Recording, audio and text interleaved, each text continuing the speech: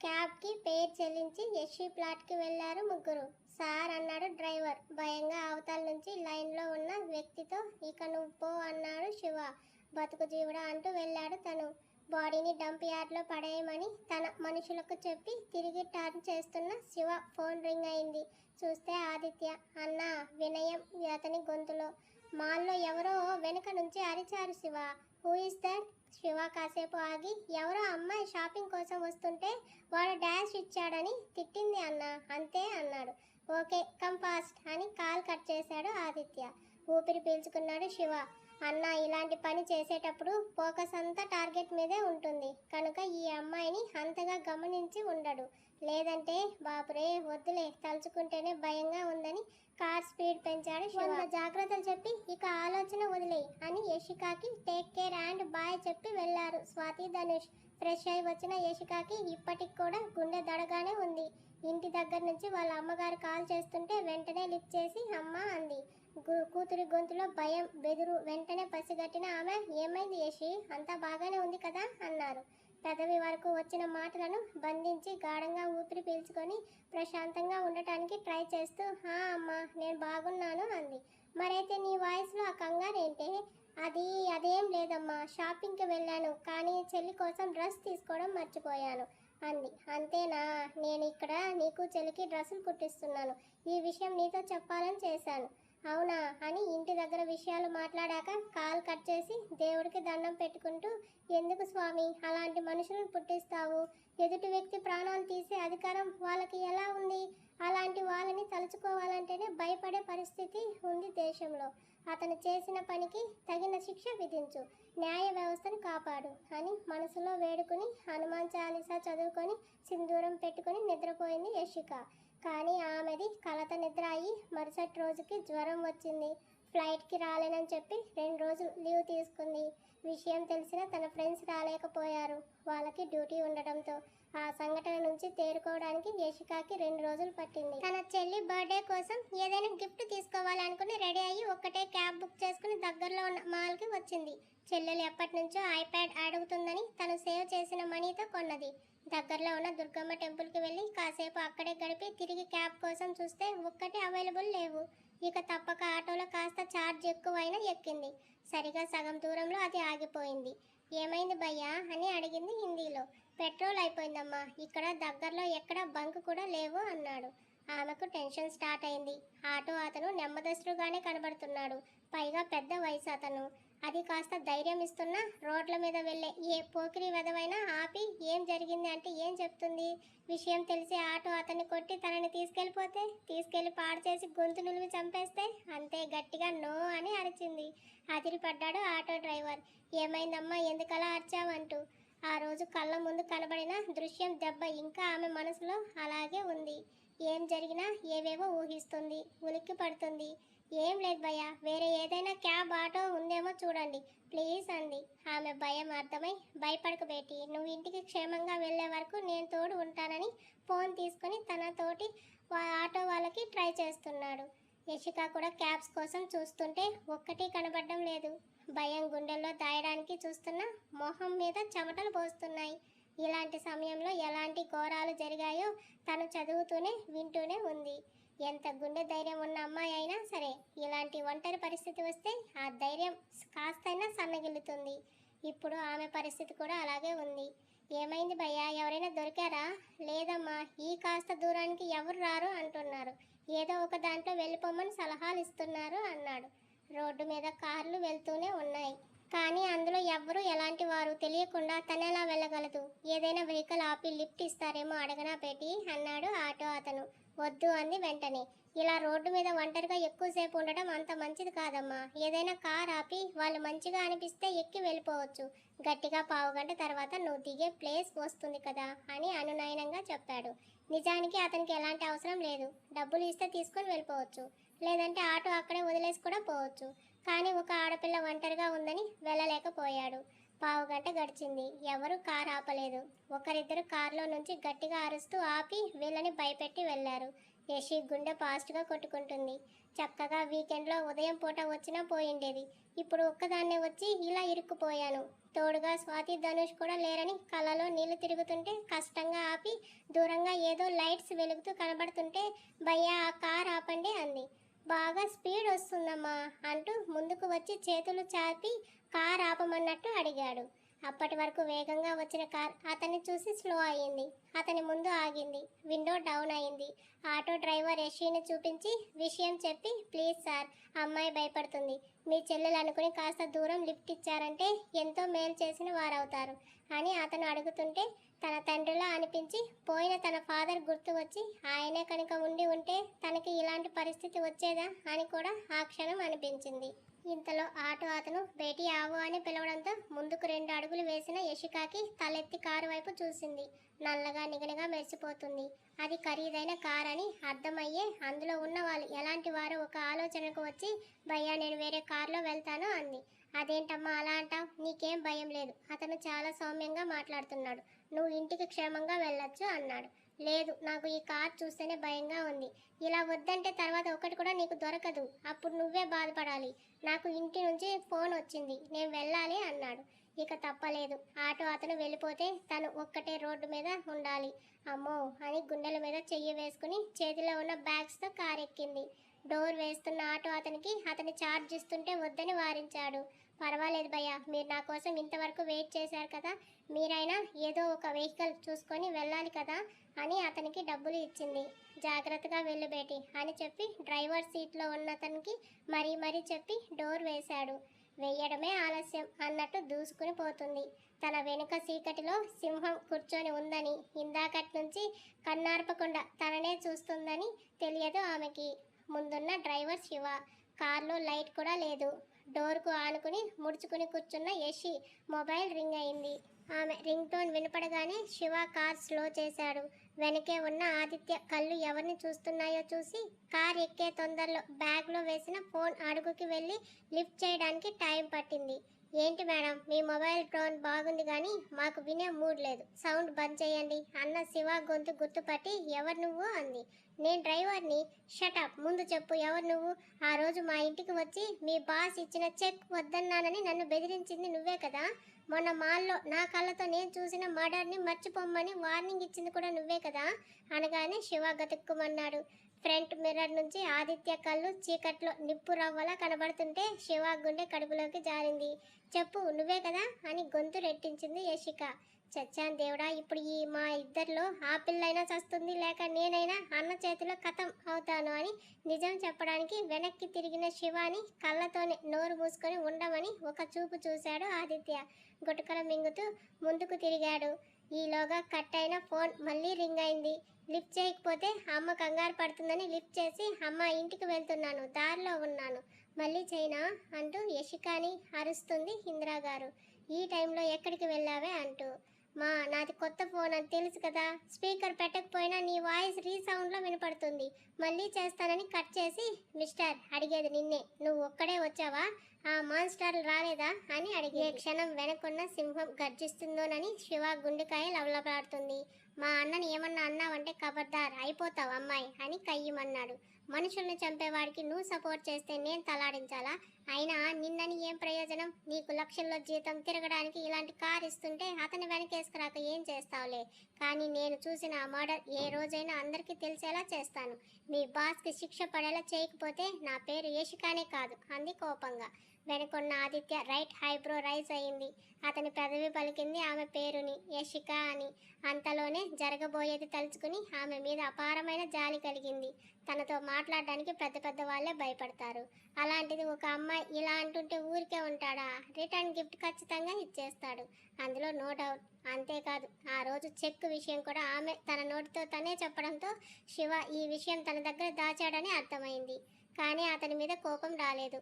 ఎందుకంటే ఆమె లైఫ్ని సేవ్ చేయడం అతని ఉద్దేశం. ఇదంతా తల్లి ప్రోద్బలంతోనే జరుగుతుందని వెంటనే క్యాచ్ చేశాడు. ఆదిత్య మోహంలో ఆవభావాన్ని చదవడానికి ప్రయత్నిస్తున్న శివ దారుణంగా ఫెయిల్ అయ్యాడు. అతని ముఖం ఎప్పట్లానే గంభీరంగా ఉంది. అటు కోపం కానీ ఆవేశం కానీ ఏమీ కనపడడం లేదు. కానీ చూపు మాత్రం యశి మీదే ఉంది. 200 దాటుతున్న గుండె వేగాన్ని అదుపులోకి తెచ్చుకుంటూ, ఇదిగో అమ్మాయి, నువ్వు ఇంటికి సేఫ్గా చేరాలంటే సైలెంట్గా ఉండు, లేదంటే ఇక్కడే దిగిపో అన్నాడు. ఇంకా తన నోటితో ఏం చెప్తుందో ఏం వినాల్సి వస్తుందోనని భయపడి ఉన్నట్టుండి గట్టిగా నవ్వింది. ఆమె నవ్వు వెటకారంగా ఉంది. అదిరిపడి వెనక్కి తిరిగి, ఎందుకు అలా నవ్వుతున్నావు అన్నాడు. మీలాంటి నరరూప రాక్షసుల నుంచి అంతకంటే మాటలు ఎక్స్పెక్ట్ చేయలేను. నరరూప రాక్షసులంటే అయోమయంగా అడిగాడు శివ విసుగ్గా చూస్తూ. అలా పట్టపగలు జనం ఉండగానే ఒక మనిషిని అత్యంత కిరాతకంగా చంపేవాళ్ళని అంటారు. నా కళ్ళ ముందే చంపాడే ఆ రాక్షసుడు కాదు, యముడు కాదు డెవిల్. అతనితో తిరిగే నువ్వు ఇలా మాట్లాడటంలో వింత ఏం లేదు. కానీ అతని కన్న ఆవిడ మాత్రం చాలా సౌమ్యంగా ఉంది. ఆవిడలో ఆ 1% సౌమ్యం కూడా లేదా అతనిలో? మరి అంత దారుణంగా ఎలా ఒక వ్యక్తి ప్రాణాలు తీసేస్తాడు? కాస్తైనా జాలి లేదా అని. అవును, అసలు ఎందుకు మర్డర్ చేశాడు అని ఆలా తీసింది. మర్డర్ కిరాతకుడు అంటుంటే శివాకి చాలా కోపం వచ్చింది. అవన్నీ నీకు అనవసరం. ఏం అంతా నా నోటితో చెప్పించి పోలీస్ కంప్లైంట్ ఇద్దామనా? నాలాంటి ఒక నార్మల్ అమ్మాయి అంత పెద్ద మాఫియా డాన్ మీద కంప్లైంట్ ఇస్తే తీసుకునే దమ్ము ఏ పోలీస్కైనా ఉంటే చెప్పండి, ఇప్పుడే వెళ్ళి కంప్లైంట్ ఇస్తాను అనడంతో గతుక్కుమన్నాడు. ఏంటి అమ్మాయి ఇంత ధైర్యంగా మాట్లాడుతుంది అనుకుంటా చూశాడు తనని. ఆ రోజు భయపడి సైలెంట్ ఉంది, కానీ ఇవాళకి భయం కాస్త కోపంగా మారి తనపై విరుచుకు పడుతూ వెనక్కి తిరిగి చూడలేదు. చెప్పండి మిస్టర్, అలాంటి పోలీసులు ఉన్నారా? ఒకవేళ మీ మీద ఎవరైనా కంప్లైంట్ ఇస్తే వాళ్ళని బతకనిస్తారా? అతన్ని చంపినట్టే నన్ను చంపేస్తారు. చంపడం మీకు పెద్ద విషయం కాదు కదా అంది. ఇదిగో అమ్మాయి, ఊరికే చంపుతున్నామని అనకు. మేమేం అంత మనసు లేని వాళ్ళం కాదు. ఎవరిని ఏ కారణం లేకుండా చేయి కూడా వేయం. చంపే వరకు వచ్చామంటే దాని వెనుక రీజన్ బలంగా ఉంటుంది. అంతేకాని ఊరికే చంపడానికి మాకు వేరే పని పాట లేదనుకున్నావా అని కయ్యమన్నాడు. చాలేవయ్యా, చేసేదే తప్పు మళ్ళీ సమర్థించుకుంటున్నావా? అసలు ఎందుకు చంపాడో తెలుసా? ఇంకా ఉండబట్టలేక ఉక్రోషంగా అడిగాడు శివ. ఎందుకు చంపుతుంటారు? ఏదో డీల్లో మీకు అడ్డు వచ్చింటారు, అందుకని చంపేసి ఉంటారు. లేకపోతే చిన్న చెక్ నేను తీసుకోలేదని ఏకంగా మా ఇంటికి వచ్చి నాకే వార్నింగ్ ఇస్తారా? అప్పుడే అర్థమైంది అతను ఎంత డేంజరస్ పర్సన్ అని అంది. ఇలా అన్నీ నువ్వే ఊహించేసుకుని మమ్మల్ని నిందితులను చేసేస్తావా? నువ్వు మీ బాస్కి బాగా నమ్మిన బంటువా అడిగింది కొంచెం ముందుకు జరిగి. ఆదిత్య పెదవి పైన చిన్న నవ్వు ఇలా వచ్చి అలా మాయమైంది. నా మీద కంప్లైంట్ ఇస్తావా? ఇవ్వు, నా అన్న కోసం చచ్చిపోతాను. అందులో నాకు చాలా హాయి తృప్తి ఉంటుంది. నీలాంటి మనుషులు ఉండబట్టే అతను అలాంటి ఘోరాలు చేస్తున్నాడు. నాకు అర్థం కాదు, ఇలాంటి నమ్మకస్తులు అంతా అలాంటి దాదాలకు దగ్గర ఎందుకు ఉంటారు? నార్మల్ మిడిల్ క్లాస్ ఫ్యామిలీలోనే అస్సలు ఎందుకు కనబడరు? మాకు ఆ బంధుత్వాలు ఉండవు. మేము చేసే వృత్తిని ఇష్టంగా ప్రేమిస్తాం కాబట్టి అందులో నీతిగా ఉంటాం అన్నాడు గొప్పగా. అబ్బో, వృత్తి నీతి చాలే, శ్రీరంగ నీతులు అని పెదవి విరిచింది రోషంగా. అనుకుంటూ కారు స్పీడ్ పెంచాడు. ఇప్పుడు ఎవరిని లేపేసి వస్తున్నారు మిస్టర్ అని మళ్ళీ అడిగింది. దేవుడా, ఈ అమ్మాయికి నోరు అదుపులో ఉండదా? ఏ అమ్మాయి, నీకు నీ జాబ్ పోవాలని అంత ఆరాటంగా ఉందా అని అడిగాడు. నా జాబ్ జోలికి వచ్చావంటే ఖబర్దార్, నిన్నే కాదు ఆ డెవిల్ దాదాని కూడా లేపేస్తానంటూ టీషర్ట్ స్లీవ్స్ పైకి లాగింది. తెల్లని పాల మేగడలా ఉన్న ఆమె చెయ్యి చూశాడు ఆదిత్య. లెఫ్ట్ హ్యాండ్కి వాచ్, మరో చేతికి బ్రాస్లెట్కి మెరుస్తున్న చిన్ని బంగారు ఉంగరం. ఆ హ్యాండ్స్ చూస్తేనే అర్థమవుతుంది పింకీస్గా సాఫ్ట్గా ఉన్నాయని. నీ ఉద్యోగం పోకూడదని అన్న దగ్గర అబద్ధం చెప్పాను. ఇప్పుడు తెలిసింది అది ఎంత పెద్ద తప్పని. ఇంకా జన్మలో మా అన్న దగ్గర ఏదీ దాచను. ఉన్నది ఉన్నట్టుగా చెప్పేస్తాను. లేకపోతే మమ్మల్ని అన్ని మాటలు అంటావా అన్నాడు. ఓ హలో, మీ అన్న చీకటి రాజ్యానికి కింగ్ ఏమో, కానీ నేను పని చేసేది లీగల్గా పెద్ద ఎయిర్లైన్ లైసెన్స్డ్ కంపెనీ. నా జాబ్ తీయడం కాదు కదా, నన్ను అక్కడి నుంచి కదపని కూడా కదపలేరు. మిమ్మల్ని చూసి భయపడే వాళ్ళ దగ్గర వెళ్ళి బెదిరించమను మీ అన్నని, నన్ను కాదు. నా దగ్గరికి వస్తే బ్యాగ్లో పెప్పర్ స్ప్రే ఉంది, కొట్టి అటాక్ చేయగలను. అబ్బో, చాలా పెద్ద వెపనే వెక్కిరించాడు శివ. మా దగ్గర పెద్ద పెద్ద గన్స్ ఉంటాయి తెలుసా అన్నాడు. చేతిలో గన్ ఉంటే మేం కూడా కాలుస్తాం లేవయ్యా. గన్ ఉంటే మర్డర్ చేస్తే డాన్ అయిపోతారా? ఇప్పుడే చెప్తున్నాను, నువ్వు ఇంకోసారి నా కళ్ళ ముందు అతను కానీ నువ్వు కానీ కనబడినా నా లైఫ్ పోయినా పర్వాలేదు. మీ మీద అందరికీ చెప్పేస్తాను. ఒక అమ్మాయి మిమ్మల్ని పట్టించిందని అందరికీ తెలిస్తే మీ పరువు పోతుంది. దాంతో మీ లైఫ్ ఫినిష్ అయ్యి మీ దాదాగిరికి ఎవ్వరూ భయపడరు. కానీ నా వల్ల అతని కెరియర్ పాడవకూడదు అని ఆలోచిస్తున్నాను. సో ఈ పనులన్నీ మానేసి బుద్ధిగా ఏదైనా జాబ్ చేసుకోమను అని ఉచిత సలహా విసిరేసింది. అలాంటి అంతకుడికి నాలా ఒక జాబ్ సంపాదించుకోమను. అప్పుడు అది ఎంత కష్టమో ఎంత విలువైంది తెలుస్తుంది. అంత ఈజీ కాదు దాన్ని సాధించుకోవడం అని కోపంగా చెప్పి శివ కార్ ఆగడంతో లిఫ్ట్ ఇచ్చినందుకు థ్యాంక్స్ మిస్టర్, ఇదిగోండి మీ ఫెయిర్ అంటూ బ్యాగ్లో నుంచి డబ్బులు తీసి శివ చేతిలో పెట్టేసి దిగి వెళ్ళిపోయింది. శివ కార్ స్టార్ట్ చేస్తుంటే వెయిట్ అన్నాడు వెనుక నుంచి ఆదిత్య. అతని గొంతులో రఫ్నెస్కి కార్ స్టార్ట్ చేయడం లేదు. యశిక వెళ్తున్న అపార్ట్మెంట్ వైపు చూశాడు. ఎన్నో ఫ్లోర్ అన్నాడు గంభీరమైన గొంతుతో. అన్నా అన్నాడు భయంగా వెనక్కి తిరిగి. జస్ట్ ఆన్సర్ మై క్వశ్చన్ గద్దించాడు గట్టిగా. ఫ్లోర్ నెంబర్ ఫ్లాట్ అడ్రస్ చెప్పాడు. యశిక వెళ్ళిపోవడంతో లెట్స్ మూవ్ అనడంతో అప్పుడు కారు స్టార్ట్ చేశాడు. ఆదిత్య మీద కోపం అంతా శివాని తిట్టి తీర్చుకున్న యశికకి ఇప్పుడు మైండ్ రిలీఫ్గా అనిపించింది. అలా గడ్డి పెట్టాల్సింది ఇతనికి కాదు, ఆ డాన్ దాదాని. లేదంటేనా చడామడ అడిగి కడిగేసి ఉండేదాన్ని. నిజంగా నీకు అంత ధైర్యం ఉందా? నీ గుండె మీద చేయి వేసుకొని చెప్పు. అతను కానీ కనబడి ఉంటే ఇంత ధైర్యంగా అడిగేదానివా? ఇన్నర్ వాయిస్ ప్రశ్నించడంతో ఫ్లాట్లోకి వచ్చిన యశిక ఊహకే అదిరిపడి టక్కున డోర్ వేసి గడిపెట్టి అమ్మో అని గుండెల మీద చేయి వేసుకుంది. ఆ రోజు అతన్ని దూరంగా క్షణం పాటు చూసినందుకే 2 రోజులు జ్వరం తెచ్చుకుని ఇప్పటికీ ఉలిక్కిపడి బెదురుతున్నావు. అలాంటిది అతని మీద కంప్లైంట్ ఇస్తానని అంత ధైర్యంగా ఎలా అన్నావు యశి? అసలు నీకెందుకే అవన్నీ? అక్కడ ఉన్నది నీ అన్నో తమ్ముడో కాదు కదా. నీ ఫాదర్ని యాక్సిడెంట్ చేసిన వాడిని ఇన్నేళ్ళైనా కనిపెట్టలేకపోయావు. ఇంకా ఎవరో ముక్కు మోహం తెలియని వాళ్ళ కోసం నీకెందుకు? అసలు ఇది మీ ఊరు కాదు. ఉద్యోగం కోసం ఇక్కడ ఉంటున్నావు. నీ పని నువ్వు చేసుకుని వెళ్ళావా వచ్చావా అంతవరకే. అవసరానికి లిఫ్ట్ ఇచ్చాడు. సైలెంట్గా కూర్చుని వచ్చేయక అతనితో ఎందుకు వాదన పెట్టుకున్నావు? ఒకవేళ ఆ కారులో ఆ మాన్స్టర్ ఉండుంటే ఆ ఊహకే ఆమె ఒళ్ళు జలధరించింది. మైండ్ ఏదో సెన్స్ చేస్తుంటే ఒళ్ళంతా చెమటలు పట్టేశాయి. ఆ కారులో డ్రైవింగ్ చేసే అతనే ఉన్నాడా లేక వెనక కూడా ఎవరైనా ఉన్నారా? అంత చీకటిగా ఉండి టెన్షన్లో నేను అంతా గమనించుకోలేదు. ఆ కార్ చూస్తే పడవలా ఉంది. ఒకవేళ ఆ డెవిల్ మాన్స్టర్ అక్కడే ఉండి ఉంటే, నేను అన్న మాటలన్నీ విని ఉంటే ఆమెకి దాదాపు పక్షవాతం వచ్చేట్టుగా భయం పట్టుకుంది. తలలోంచి దిగగారుతున్న చెమటలు తుడుచుకుంటూ గట్టిగా ఊపిరి పీల్చుకొని, హే భగవాన్, ఆ రాక్షసుడు అక్కడ ఉండకూడదు. నా కర్మకాలి ఉండి నేను అన్నని వింటే ఊరికే ఉంటాడా? అక్కడే నా బుర్రలో బుల్లెట్ దించేసి ఉండడు. సో కన్ఫామ్గా లేడు అని మనసుకు సర్ది చెప్పుకొని తెచ్చిన ఐటమ్స్ అన్ని టేబుల్ మీద పెట్టేసి ఫ్రెష్ అవ్వడానికి వెళ్ళింది. వచ్చాక వాళ్ళ అమ్మగారికి కాల్ చేసి చాలాసేపు మాట్లాడాక కానీ ఆమె బెదురు అదురు తగ్గలేదు. సరే మా, అర్లీ మార్నింగ్నే ఫ్లైట్, బాగా టైర్డ్గా ఉంది, ఉంటాను, జాగ్రత్త యశ్వి. ఫోన్ పెట్టేసింది ఆమె. లైట్గా డిన్నర్ చేసి కిచెన్ క్లీన్ చేసి నిద్రపోయింది. కార్ కింగ్డమ్లోకి ఎంటర్ అయ్యింది. అప్పటి వరకు ఆదిత్య ఒక మాట కూడా మాట్లాడకపోయేసరికి శివాకి లోపల ఏదో అనుమానం మొదలైంది. ఆదిత్య యశికాని ఏమీ చేయడు కదా. అతని జోలికి ఎవరైనా వస్తే రిటర్న్ గిఫ్ట్ ఇవ్వనిదే ఊరుకోడు. అలాంటిది ఆ పిల్ల వాగిన వాగుడంతా అన్న విన్నాడు.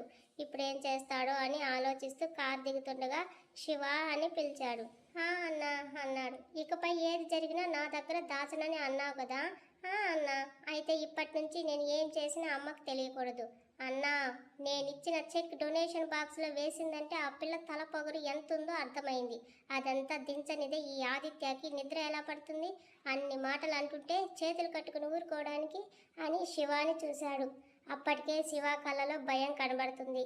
అంత భయపడకు శివ, ఆ పిల్లని చంపనులే అని ఒక సర్కాస్టిక్ స్మైల్ ఇచ్చాడు. అది కాదు అన్న, ఆ రోజేదో తెలియక కోపంతో అంది. ఇక నుంచి అమ్మాయి మన జోలికి రాదు. ఆడపిల్లతో మనకెందుకన్నా? నేనేం చెప్తే అది చేయాలి శివ. అది నీకు ఇష్టం లేకపోతే ఇక్కడి నుంచి వెళ్ళిపోవచ్చు. అన్నా బాధగా పిలిచాడు. చెప్పానుగా, అమ్మ వరకు ఏది వెళ్ళకూడదు. నువ్వు భయపడే అంతగా నేను ఆ అమ్మాయిని భయపెట్టను. జస్ట్ జలక్కిస్తాను. ఇంకెప్పుడు ఈ ఆదిత్యాన్ని తలుచుకోవాలన్నా భయపడేలా చేస్తాను అని చెప్పి కార్ దిగాడు. ఆదిత్య మాట శాసనం అతనికి. అతను చెప్పింది చేయడం, పాటించడమే అతని పని. అయిపోయింది. ఆ అమ్మాయి ఏరి కోరి సింహం బోన్లో తలపెట్టింది. ఇక ఆ దేవుడే కాపాడాలి అని పైకి చూసి కార్ పార్క్ చేసి లోపలికి వెళ్ళాడు శివ. ఎర్లీ మార్నింగ్ 2:30కి అలారం సౌండ్కి లేచిన యషి ఫాస్ట్గా టిఫిన్ లంచ్ ప్రిపేర్ చేసుకుని బాక్స్ పట్టుకొని ఫ్రెష్ అయ్యి ఫ్లైట్కి రెడీ అయ్యింది. ఎప్పట్లా షర్ట్ ట్రేజర్లో హెయిర్ బన్ ఇంకా లైట్ మేకప్తో రెడీ అయ్యి తన బ్యాగ్ తీసుకొని డోర్ లాక్ చేసి కిందకి వచ్చింది. అప్పటికే క్యాబ్ రెడీగా ఉంది. వెళ్ళి కూర్చోగానే ఎయిర్పోర్ట్కి స్టార్ట్ అయింది. వెళ్ళేటప్పుడు అమ్మకి చెప్పి మళ్ళీ ఫ్లైట్ దిగి డ్యూటీ అయ్యాకే కాల్ మాట్లాడుతుంది. జర్నీలో ఫోన్ నాట్ అలో కాబట్టి మాట్లాడే వీలుండదు. అందుకే వెళ్ళేటప్పుడే తల్లితో మాట్లాడుతుంది. ఫోన్ బ్యాక్ సైడ్లో పెట్టి విండో వైపు చూస్తూ గట్టిగా ఊపిరి పీల్చుకొని ఎయిర్పోర్ట్ రావడంతో దిగి తన బేస్ వైపు వెళ్ళిపోయింది. 2 డేస్ తర్వాత యషిని చూస్తున్న తన ఫ్రెండ్స్ ఎంట్రన్స్లోనే ఎదురొచ్చి పలకరించి ఎలా ఉందని అడిగారు. బాగుందని చెప్తూ తను డ్యూటీలో జాయిన్ అయింది. ప్యాసింజర్స్ అందరూ ఎక్కాక డోర్స్ క్లోజ్ చేస్తూ వాళ్ళకి అనౌన్స్మెంట్స్ ఇట్టి చెప్పాల్సిన ఫార్మాలిటీస్ చెప్పాక తన ప్లేస్లో కూర్చుంది. ఫ్లైట్ ఎయిర్లోకి ఎగిరి 10 నిమిషాలు అయ్యిందో లేదో ఎవరో ప్యాసింజర్ గట్టిగా అరవడం మొదలుపెట్టాడు. ఏమైందోనని వెళ్ళింది. అతను తన కో క్రూ మెంబర్ని అరుస్తూ తిడుతున్నాడు. ఏమైంది సార్ అని అడిగింది హిందీలో. తను చెప్పిన ఫుడ్ తీసుకురాలేదని ఆమెను తిడుతున్నాడు. మెనూ తీసుకుని మీరు ఏ ఐటమ్స్ ఆర్డర్ చేశారు సార్ అని అడిగింది. అప్పటికే పక్కన అమ్మాయి భయంగా చూస్తుంది. తను రీసెంట్గా జాయిన్ అవ్వడంతో జాబ్ గురించి భయపడుతుంటే ఏం కాదు నువ్వు వెళ్ళు నేను చూసుకుంటానని పంపించాక మీరు ఏం ఆర్డర్ చేశారు సార్ అని అడిగింది. అతను ఏవేవో చెప్తుంటే మీరు అడిగినవన్నీ ఇవ్వడానికి ఇది రెస్టారెంట్ కాదు, మెనూలో ఉన్నవి మాత్రమే మేము మీకు ప్రొవైడ్ చేయగలం. అండ్ ఇది ఫ్లైట్, కొన్ని గంటల జర్నీకి తగ్గట్టుగా ఇక్కడ ఫుడ్ సప్లై ఉంటుంది. ఇక్కడ రూల్స్ని మీరు కూడా ఫాలో అవ్వాలి అని చెప్తుండగానే అంతెత్తున లేచాడు ఆ ప్యాసింజర్. ఎంతో ఓపికగా నిదానంగా నచ్చ చెబుతున్నా కావాలని గొడవ పెద్దది చేస్తుంటే మిగతా వారికి డిస్టర్బెన్స్ అవుతుంది. ట్రైనింగ్లో తమకు చెప్పే ఫస్ట్ రూల్ ప్యాసింజర్స్తో వినయంగా మాట్లాడి వాళ్ళకి ఏం కావాలో అడిగి ఇబ్బంది లేకుండా చేయడం. అదే ఇప్పటి వరకు చేసింది. ఇంకా అతను హద్దు మీరి మాట్లాడుతుంటే కోపం వచ్చి తన సహనం కోల్పోయింది. నేను మీ సర్వెంట్ని కాదు సార్, ఇక్కడ ఎంప్లాయీని. ఇది నా డ్యూటీ, నేను చేస్తున్నాను. మీ కింద పని చేసే నౌకర్ అనుకున్నారా? ఇష్టం వచ్చినట్టు మాట్లాడుతున్నారు. ఎయిర్పోర్ట్ అధికారులకు మీ మీద కంప్లైంట్ చేస్తాను ఇష్టం వచ్చినట్టు మాట్లాడితే బాగోదని సీరియస్గా వార్నింగ్ ఇచ్చింది. అప్పటికి తోటి ప్యాసింజర్లు కూడా అతనికి చెబుతున్నా వినకుండా ఇంకా ఎగురుతున్నాడు. వాతావరణం వేడిగా అవుతుంటే కెప్టెన్ వచ్చి యషిని ఆపుతుండగా ఏంటి ఇక్కడ నాన్ సెన్స్, అక్కడ మాకు వాటర్ కూడా ఇవ్వలేదు అంటూ బిజినెస్ క్లాస్ నుంచి వచ్చిన అతను అడిగాడు. కెప్టెన్ వెనుక ఉన్న అతను ఎవరా అని చూసిన యషికి కనబడ్డాడు శివ. జరిగిందంతా పక్కన ఒక అతను చెప్పడంతో నీ ఒక్కడి వల్ల ఇంత గలాటనా అని వాడి ముక్కు మీద పంచి ఇచ్చాడు శివ. అక్కడ ఉన్న వారంతా కళ్ళు పెద్దవి చేసి చూశారు. ముక్కు నుంచి కారుతున్న రక్తానికి ఏడుపు మొదలు పెట్టాడు అతను. హలో మిస్టర్, ఏంటి మీరు చేస్తున్నది? మ్యాన్ హ్యాండ్లింగ్ చేస్తున్నారేంటి? అతనికి ఏమన్నా అయితే ఎవరిది రెస్పాన్సిబిలిటీ అని సీరియస్ అయ్యింది. ఒక ప్యాసింజర్ కోసం ఇంతమందిని ఇబ్బంది పెడుతుంటే చూస్తూ ఊరుకోవాలా? వాడితో వాదిస్తున్నారు అన్నాడు. అక్కడ సీన్ క్రియేట్ చేయడం ఇష్టం లేక వెళ్ళి ఫస్ట్ ఎయిడ్ బాక్స్ తీసుకుని వచ్చి తన తోటి మేల్ క్రూమెన్ నెంబర్కి ఇచ్చి ప్యాసింజర్ని పక్క క్యాబిన్కి పంపించింది యషిక. అందరికీ సారీ, మీకు ఏదైనా అసౌకర్యం కలిగి ఉంటే మన్నించండి అని చెప్తూ శివాని కోపంగా చూసి మీ ఇష్టానికి ఇక్కడ బిహేవ్ చేస్తే ఎలాగండి? ఇది ఫ్లైట్, ఇక్కడ మేము ఎంప్లాయీస్. ఏదన్నా అయితే మిమ్మల్ని ఏమి అనరు, మమ్మల్ని తిడతాడు, మా శాలరీ కట్ చేస్తారు అంది. యషి కామ్ డౌన్ అని సారీ సార్, తను వచ్చి ఆర్డర్ తీసుకుంటుంది, మీరు వెళ్ళండి అని శివాని పంపి వెళ్ళి ఆర్డర్ తీసుకోమని చెప్పి తన క్యాబిన్కి వెళ్ళాడు కెప్టెన్. ఛ అని విసుక్కుంటూ వెళ్ళింది యషిక. డోర్ ఓపెన్ చేసి లోపలికి వెళ్ళిన తనకి శివ కనబడ్డాడు. ఊపిరి పీల్చుకుంది. అక్కడ ఇంకెవ్వరూ లేరని. చెప్పండి ఏం కావాలి అంది. శివ ఏం కావాలో చెప్తుండగా ఆర్డర్ రాసుకుని పెన్ పాకెట్లో పెట్టుకుని తల పైకెత్తిన యషికి 6 feet హైట్తో డోర్కి ఆనుకుని తననే చూస్తూ కనబడ్డాడు ఆదిత్య. అంతే, అక్కడ స్టాచ్యూలో నిలబడిపోయింది. శివ అన్నాడు. వెళ్ళిపోయాడు శివ. బ్యాక్ సైడ్ పార్టీషన్కి తేరుకున్న యషి గిరుక్కున్న వెనక్కి తిరిగి వెళ్లేంతలో మెరుపులా వచ్చిన ఆదిత్య తనని లాక్ చేసి బ్లాక్ చేయడంతో స్థానమైపోయింది యషిక. అతని తెల్లని చేతిపై పచ్చని నరాలు పొంగి కనబడుతున్నాయి. క్లోజ్గా ఉండడంతో ఆదిత్య వెచ్చని శ్వాస ఆమె నుదురు తాకి చెమటలు పుట్టిస్తుంది. Excuse me please take your hand అతన్ని చూడకుండా చెప్పిన ఆమె నర్వస్ అవుతుంది. ఎందుకో తనకే తెలియడం లేదు. Look at me. Aditya angry voice విని ఇప్పుడు కానీ చూస్తే మరో వారం జ్వరం గ్యారంటీ అని అర్థమైంది ఆమెకు. Just leave me. ఆమె చూపు పై వరకు వెళ్ళే సాహసం చేయలేదు. తన ముందు అడ్డుగా ఉన్న ఆదిత్య బలమైన చేయిని తన శ్వాస తాకి మెరుస్తున్న వీన్స్ని చూస్తుంటే ఆమె మనసు తెలియని అలజడికి గురవుతుంది. బ్రీత్ హెవీగా మారడంతో తనని తాను సంభాళించుకోవడానికి ట్రై చేస్తుంది. Did I touch you? Aditya commanding వాయిస్కి తలెత్తి చూసిన ఆమె అలానే చూస్తుండిపోయింది.